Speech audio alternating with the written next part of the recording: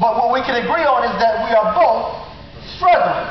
And God has let me know today that there is some young person who has come here today and they are indeed struggling. Now perhaps you may not say it verbally, you may not let it out, but it could be an inner struggle. As the text says, there is a war in my members. Many of us in our members have a war going on. We're going to touch on that. Many of us are struggling with addiction to something. We're not going to name names, but many of us are struggling with an addiction to something. Many of us are struggling with our past mistakes, and they currently have us paused in our present, so to speak, and are preventing us from moving on in our future because of the fact that we are simply struggling. When I look back in the Bible history, I see many characters who were struggling. My mind goes to Eve, when she is standing at the tree of the knowledge of good and evil. Patriarchs and prophets take the scene that she is amazed that a serpent is speaking. And instead of immediately running away and going back to her husband's side, she begins to struggle with a decision.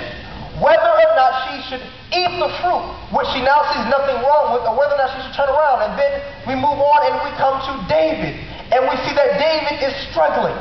Psalm 51 paints the prayer of that struggle. He says, God, my sins are forever before my face.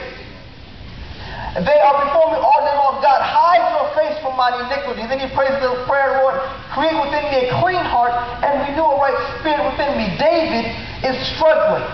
Throughout the Gospels, we come across many people. I'm reminded of a woman in Mark chapter 5 who had an issue of blood for 12 years. And the Bible says that she had suffered many things from many physicians. Yet she was nothing better, but only worse. That woman too was struggling.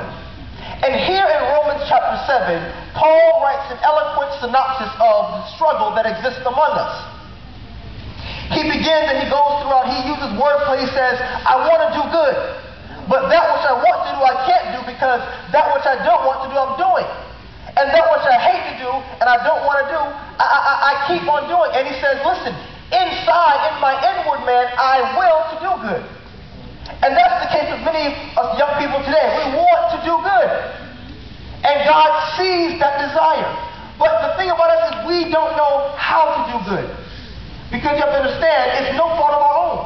Hebrews speaks that because of one man's sin, all have sinned. So we didn't ask to come into this world into sin, but we were born into sin, and because of our actions, now we are bound to sin, and we're struggling with it. And we're saying, God, this thing has me struggling, and I don't want to do it because I know that it brings outward reproach to your name, but I just don't know how to overcome it. God, what do I do? And this is what Paul writes in Romans chapter 7.